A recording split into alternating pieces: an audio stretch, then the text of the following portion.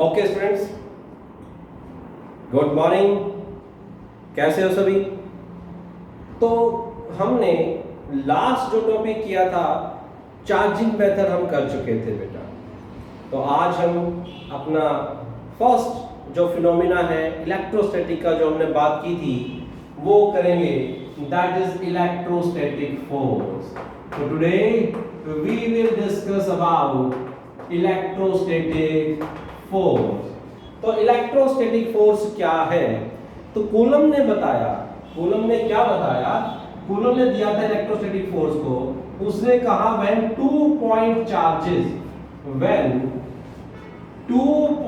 charges are separated by some distance then they will exert some force on each other। तो ये point charge क्या है? ये 11th class में मैंने बहुत बार इन चीजों को पढ़ा, पॉइंट मास, पॉइंट ऑब्जेक्ट, ऐसे ही पॉइंट चार्जेस। तो पॉइंट चार्ज का मतलब क्या है? If the size of the charge is very small as compared to the distance, then that charge is considered to be as a point charge। तो point charge है Q1, Q2, Q1, Q2 दो point charges थे। Now we have 2 point charges are separated by some distance r, which are separated by some distance r. Then according to Coulomb's law, they will exert some force on each other, and the magnitude of that force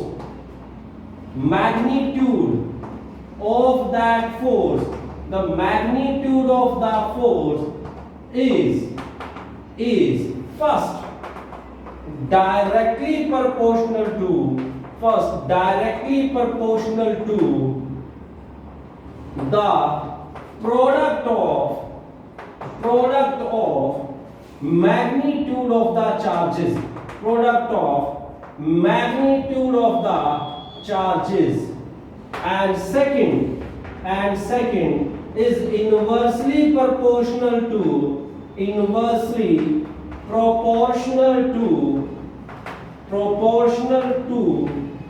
the square of the separation between them। फटाफट समझते हैं जल्दी से। तो क्या बताया गया?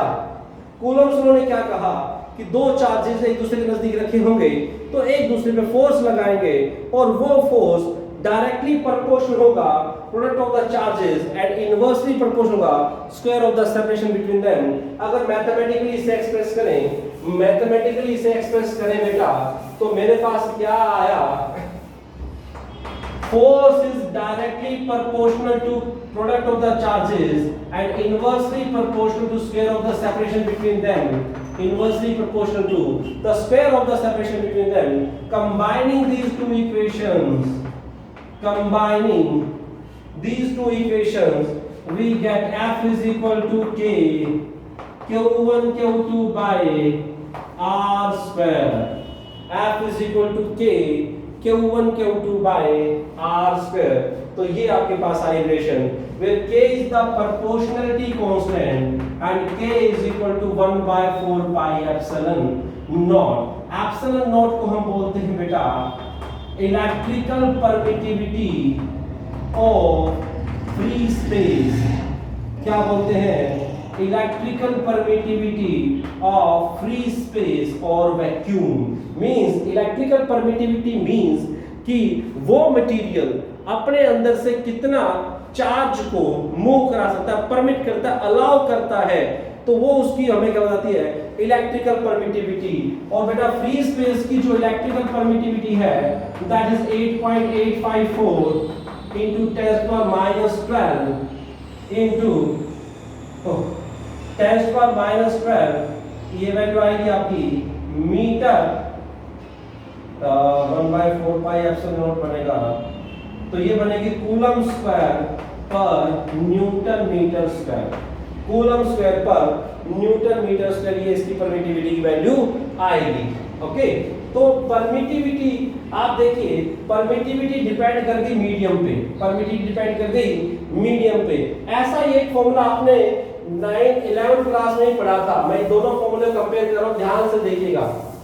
ऐसा ही एक फॉर्मूला आपने 11th क्लास में पढ़ा था, तो यहां पढ़ा कि Q1 Q2 by R square electrostatic force है ये, और आपने ग्रेविटेशनल फोर्स पढ़ा था G M1 M2 bye R square.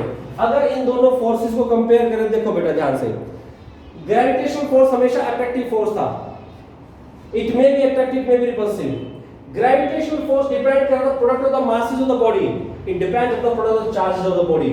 Gravitational force inverse के रूल को फॉलो करता था, ये भी inverse के रूल को फॉलो करता है। Gravitational force does not depend upon the medium between the two masses, but here it depends on the medium, और medium को कौन बताता है? परमिटिविटी के ऊपर डिपेंड कर रहा है आपके पास इलेक्ट्रोस्टैटिक फोर्स। तो क्या डिपेंड कर रहा है? Electrostatic force. तो it depends upon the medium. क्या ग्रेविटेशनल फोर्स मीडियम पे डिपेंड करता था भाई? बिल्कुल भी नहीं। तो ये कुछ मैंने सभी नहीं कहे, कुछ आपके कंपैरेटिव हमने किया, कंपैरिजन किया इलेक्ट्रोस्टैटिक फोर्स और ग्रेविटेशनल फोर्स में। जैसे आपने पढ़ा charge can be quantized, mass can not be, mass अभी तक क्वांटाइज नहीं हो पाया है। और फिर आपके पास था कि जो ग्रेविटेशनल फोर्स, एक बहुत ही इंपॉर्टेंट पॉइंट बताता हूँ, समझिएगा ध्यान से, जो बहुत इंपॉर्टेंट है दोनों केस में, gravitational force and electrostatic force are conservative in nature,